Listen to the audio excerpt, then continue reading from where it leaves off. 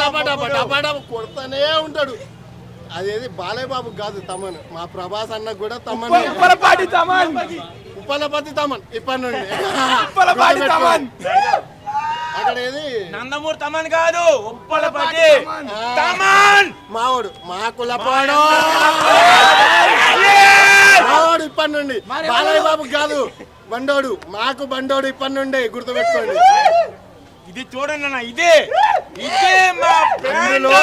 Body detailing చూపెట్టాడు భయ్యా అన్నది inch by inch.